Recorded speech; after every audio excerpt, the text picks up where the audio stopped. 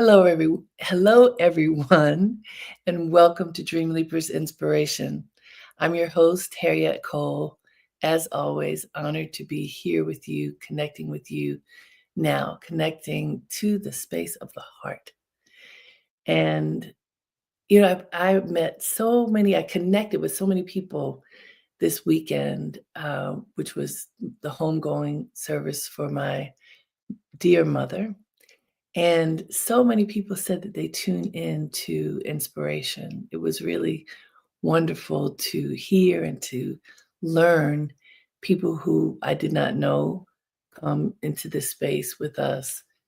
And it just was really heartwarming. This is a tender time for me. We just laid my mother to rest.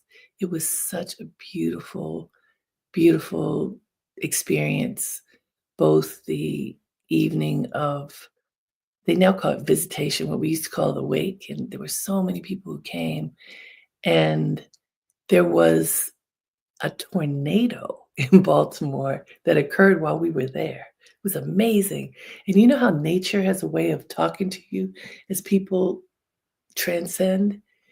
There was thunder, there was lightning, there was a deluge of rain, and we were there in the covenant of the sanctuary at my family's church, and we were safe, but it was something. There was a lot of energy moving around.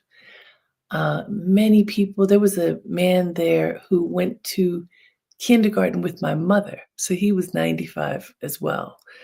Three of my mother's friends who are 95 were present. Our friend Uncle Herb, who is 100, was present. And then at the funeral, which was so beautiful, there were so many tributes to her and her life.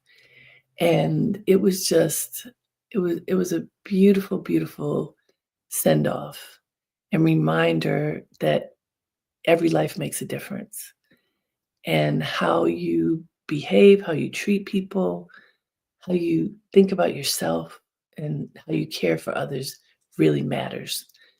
And so it was just beautiful. I see Kimberly Harry saying, good morning to you. Good morning to everybody who's here today. Tell me who you are and where you're coming from. Those hugs are hugs that I need right now. So tell me if you're connected, please write in the chat box and let me know where you are and just know how we're connected. I would appreciate that. I titled today's uh, inspiration as Be Gentle with Yourself. Often I'm wondering what should it be? And last night, in the middle of the night, as I was contemplating being with you, this is I guess it's the third Monday. My mother passed away on May 5th. That morning, we had this inspiration together, and she was still with us. And a couple of hours later, she had transcended. And so this is the third Monday, and it's something. It is fresh, let me tell you. Thank you, Kimberly, for your hugs and kisses from Detroit. Oh, you're Kevin Harris' sister. Oh, I love Kevin so much. We went to college together and have been friends for so, so long. Yeah, I want to tell you what I wrote in the description of this show today. I wrote, especially at tender moments in your life, you must turn within and give yourself a hug. Turn off the inner chatter that criticizes your very essence. With a loving gaze, acknowledge your gifts and accept your shortcomings. I wanted to write it down because sometimes when you feel tender, it's hard to just say things and let them flow, and that was important to me. I think it is so important for us to be gentle with ourselves all the time. And very often we are not. Let's see, I want to tell you that some other folks, Medina is in New York, and let's see, I'm trying to see. I don't know. Quaff du is writing in, but thank you all. And by the way, you can join the conversation if you like, and we can talk on camera if you go to my website, harrietcole.com/inspiration, or just be here together like this. It's all really good. But I wanted to talk about what it means to be gentle with yourself, because I think very, very, very often we are not. Very often we are extremely self-critical. Very often we are critical of others. In tender moments, we often get more critical. And those are the very times where we need to be gentle. It's like that's the time to take a bath. That's the time to oil our bodies. That's the time to have a pure hug with someone who loves you, just for offering that love. And sometimes we get it and sometimes we don't. And I know we need to give it to ourselves first. That in every spiritual tradition, we learn to love ourselves, to fill our cup, to have our covenant with God where we are not seeking anything from others, where we are filling our cup with the greatness of God that lives within us, and seeing that goodness. And that is a practice, that is something, a muscle to exercise. And it is also really hard to do. You know, one of my dearest friends, Rashid, has this saying. He's the one who gave me the saying, give yourself a hug. He has it at the end of his voicemail. And it's a reminder when you leave, when he doesn't, when you don't get him on the phone and you hear his message, at the end it says, give yourself a hug. But I wonder how many people do it. You know, do you give yourself that TLC that you deserve? Or are you being super self-critical? And I think I do all of those things. I give myself a hug. I sometimes really need a hug from somebody else. And I sometimes just feel the lack, because I think it's human for all of those things to happen. And therefore, I wanted to talk about it and share with you and have you share with me and with each other. During these tender times, we have to be conscious. As my friend Lejeune says, to be conscious and intentional about what we are doing, what we are thinking, where we're focusing our breath, where we're focusing our gaze. Because during tender moments, it's easy to be hurt. And the vulnerability is palpable. And so what do you do then? You need to be in a safe space. You need to be in a loving space. You need to be in a space where it's okay to cry, where it's okay to be introspective, where it's okay to look at your life and look at what works and look very gently at what doesn't work. Don't judge yourself. Be present and choose to just offer love. Just offer love. And so in a minute, I'm going to go and tell who's been writing in, because I see people have, but it feels like this is the moment. It's early in this engagement with each other, but I'd like for us to meditate for just a couple minutes. That's what Spirit is telling me. And so I welcome you to share this moment of going within, asking for God's blessing. Yes, it's good, Fallon. You can put God's blessings, asking for strength, asking for clarity of vision, asking for grace, asking for that hug that God wraps around us.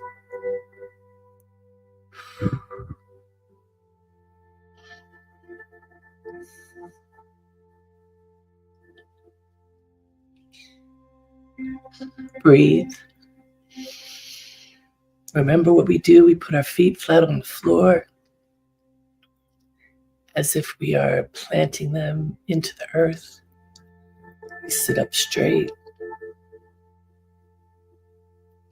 our hands with our thumbs and forefingers touching, and put our hands on our knees.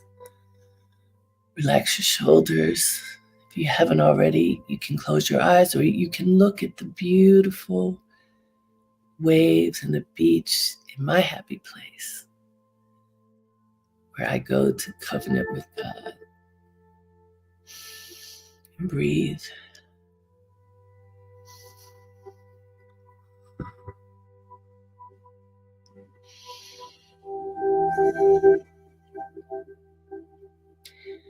Breathe in light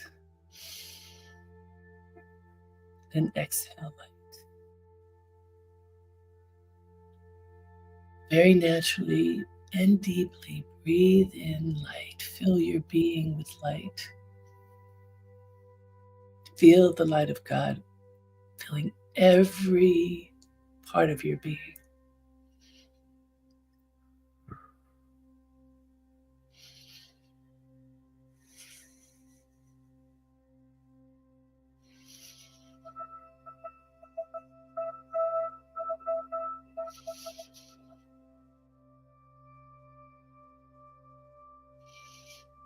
Breathe.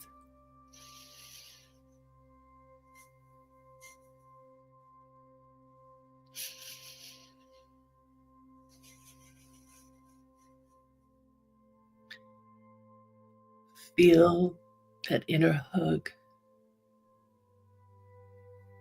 God's love filling us. Filling the tender spaces.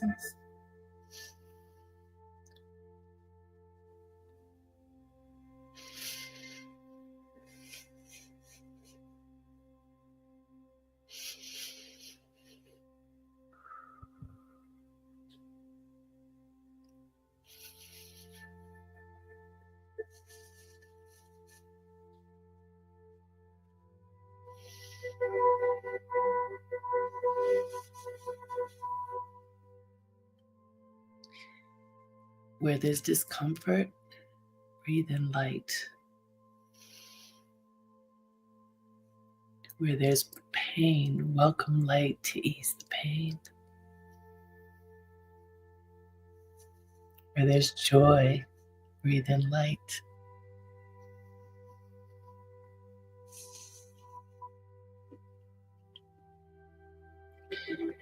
Be gentle with yourself.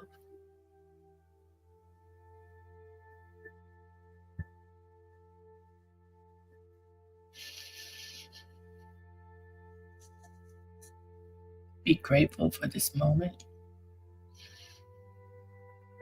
for the covenant of goodness that we share with each other. I think of one of my mother's lessons: keep good company.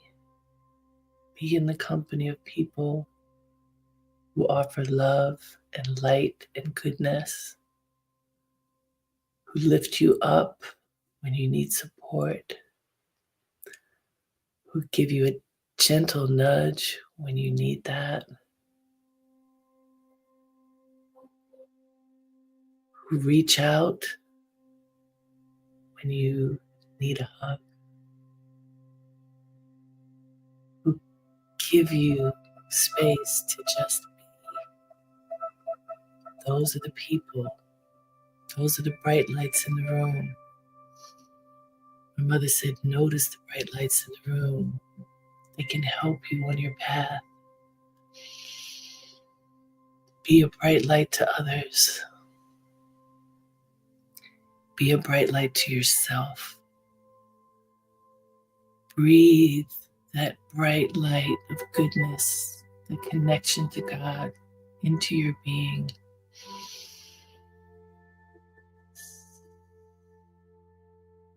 Fill yourself with light. Find strength in the light.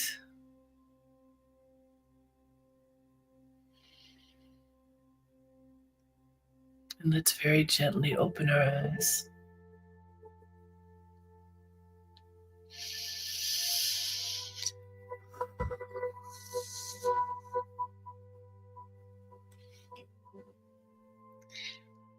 Trying to read to tell you so many wonderful people are here joining us from Chicago, from New York. Perrin, D'Angelo, Judy from Baltimore. You were able to view the live stream. Thank you, Judy. The wonders of technology, right? Carter Cox, I can't see where you're from. Oh, the Cox family. Also, Judy from Baltimore. Deborah, Epperson. So many beautiful people. Thank you for sharing that you're here. Thank you for being here today. I need you here today. I appreciate you.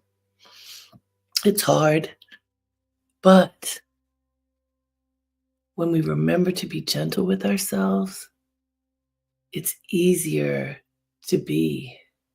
It's easier to be. Let's go to, I have 2 quotes today. From my mother, I have 2 quotes. Let's go to the first quote. Now, this is a really good one, I think. You are allowed to be both a masterpiece and a work in progress simultaneously. Isn't that good? Sophia Bush. You are allowed to be both a masterpiece and a work in progress simultaneously. I thought that was so good because, I think of what my parents taught my sisters and me to do and to be. And my father said, excellence is the only option. And my mother said, do what your heart tells you to do. Go for it. Go for it at the best possible level that you can and never give up. And that is what we have done in my family. And sometimes that creates a masterpiece.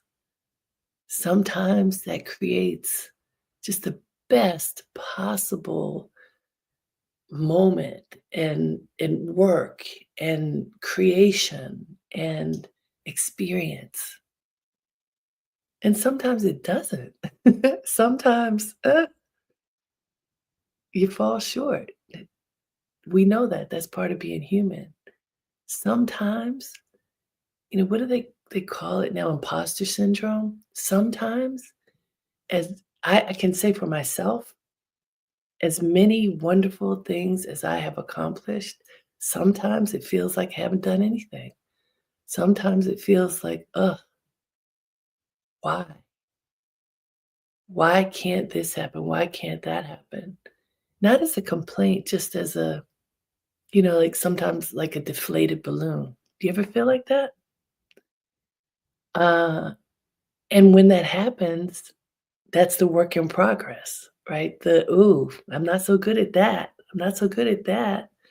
Why why can't I get this thing better? Why can't I do something that is a challenge for me better? What's wrong? And I ask myself, what's wrong with me? And I figure if I ask myself that, other people do too, which is why I wanted to bring, I'm in a tender place, so it's raw, and hopefully raw is okay. But this quote, you are allowed to be both a masterpiece and a work in progress simultaneously. You can be great and you can be You can be, just beaming with God's light and crumpled in the corner and not being your best. And both can happen simultaneously. And something about this, because I woke up at 4 o'clock this morning. I've been waking up every day at 4 o'clock since my mother passed, which is not my norm. And just a lot of communication with spirit. And I was looking for a quote, and this one just struck me as really important for us as we strive to be our best, as we strive to offer the greatness that God has given us and that our families have given us. You know, for me, walking in the legacy of my parents and being able to honor that is big. And I feel like sometimes I do great and sometimes I don't. This helps. You are allowed to be both a masterpiece and a work in progress simultaneously. I want you to take that in. That's for all of us. We are great and we are flawed, and it's okay because every day we can work to be the best that we can be in that day. Another thing my mother said is wait, I have to look it up because this is a beautiful program. Fallon, pull that down so I could show them this beautiful program you made. But one of my mother's quotes was, "If you know better, you have to do better." So this is a program from my mother. Look at that. Look at my beautiful mother. And look, this is my mother when she was 16. She was the original model. Those of you who know me know I used to model. She was the original model. Uh, she says, if you know better, you have to do better. And so we just work to do better every day. Work every day to do better. But that doesn't mean you always do better. You work to do better. Sometimes you fall short. And that's when you have to ask for God's grace to give you another chance to be better, to do better. And that message from my mother, keep good company. If you surround yourself with people, this for me, this is my interpretation of this. I work to surround myself with people who tell me the truth the way that I can hear it. Sometimes people are very harsh. I'm not good with that. I need it to be tender and clear. People who tell me the truth the way that I can hear it. People who love me the way that I want to be loved. And in turn, that I love people the way they want to be loved. That is not easy. We're gonna make a whole nother inspiration on that. But how do you love yourself and how do you love others? That in and of itself is deep. Let's look at the second quote, Fallon. And thank you all. Thank you so much for being here. Shelley says it's exactly what she needed this morning. This is the companion quote that I found. I just love this.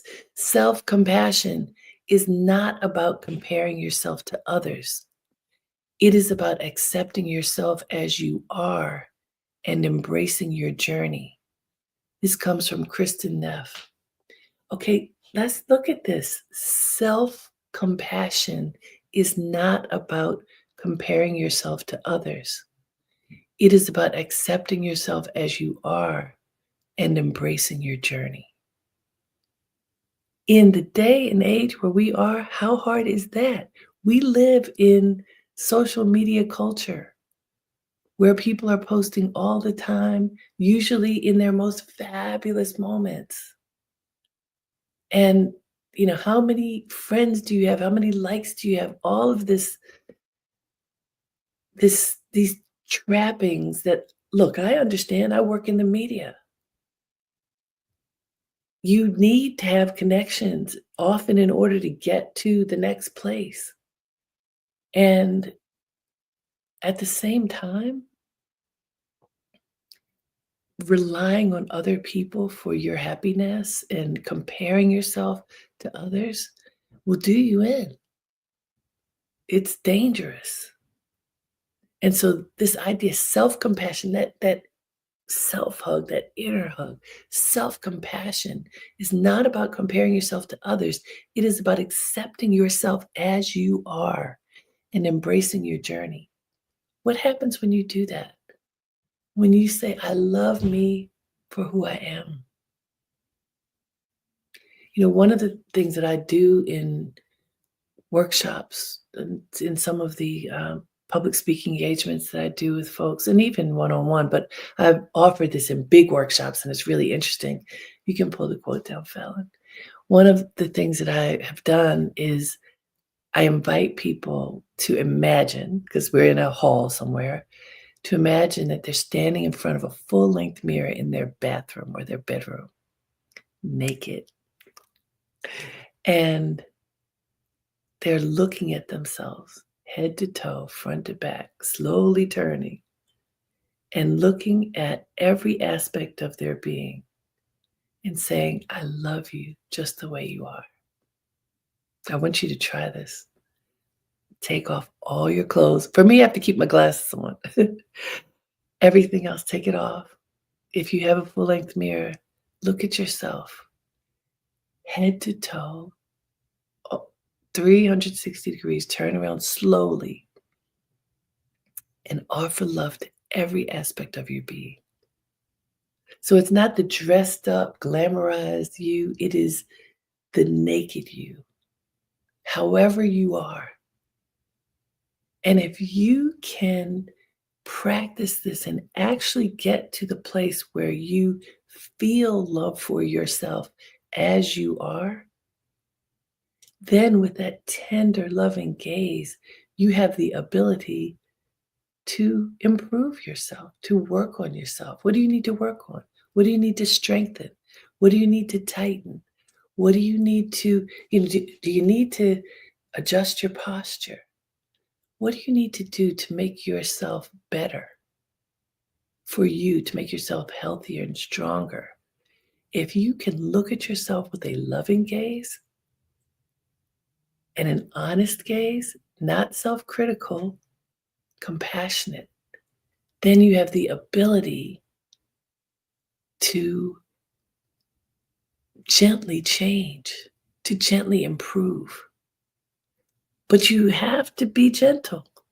You have to be gentle with yourself. It is not a comparison. It's not even a comparison of who you were, which, trust me, it's hard. I used to be the skinniest girl in the world. I didn't like that either. But now I'm like, oh, that was good. But what about loving yourself as you are? And then working gently to strengthen every part of you to make sure that you can have the best life and you can support yourself in the best possible way. What am I seeing? Oh, this is one of my students. Thank you so much.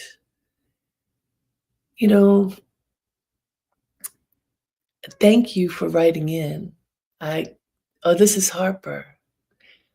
Uh, my mother was a teacher. She was a kindergarten teacher.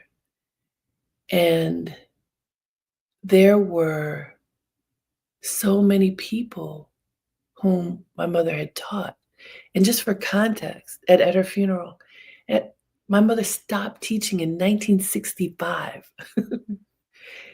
There were people at her funeral. I'm talking about senior citizens, people getting into their 80s, between 65 and 80, who said that she had taught them and she had impacted their life for life.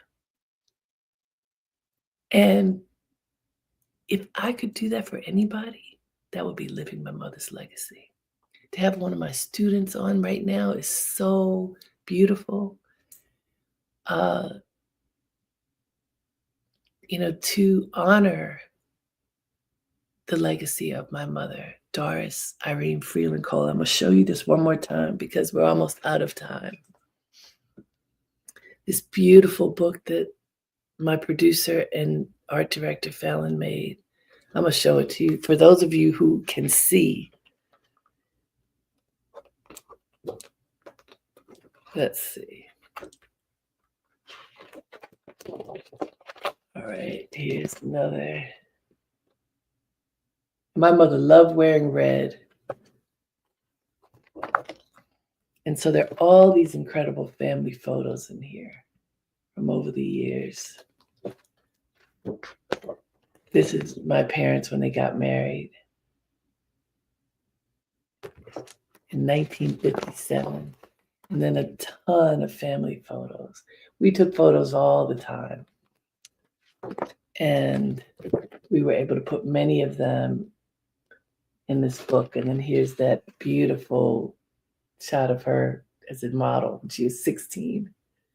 And by the way, my mother was 5'4", if that, although she wore stilettos all the time. So she carried herself much, much, much taller. uh, but she lived love. She taught us how to live with dignity and with love and to always honor ourselves and others and to uplift people, to treat people in a way that they felt they could soar. And that's what Dreamleapers Inspiration is all about. That's what all my work is all about, honoring my parents and sharing the light of God and light of our family legacy with others so that everyone can be touched by that grace that flows through me from them. So I thank you for being here at this tender moment for me. And I look forward to seeing you next week. Thank you, everyone who wrote in. Thank you for sharing this moment with me. Thank you for those who will look at it later, look or listen, and just be gentle with yourself. Love yourself. Be kind to yourself. Thank you, Laura. I will say too, because Laura says, what a beautiful tribute and gorgeous memento for your family to have and hold. I'm sorry we weren't able to make it to the funeral. So the interesting, amazing thing about technology, everybody, is that, a gift of COVID, believe it or not, was us to be able to communicate like this. And the service, if you'd like to see it, is available on YouTube. We'll post the link so that if you'd like to see it, you can. It was really beautiful. Ah, Dana was there. Thank you, Dana. I don't want to leave you. Can you feel it? But we have to go now. Thank you, everybody. Thank you so much. Until next time, have a great day and make it count. Namaste.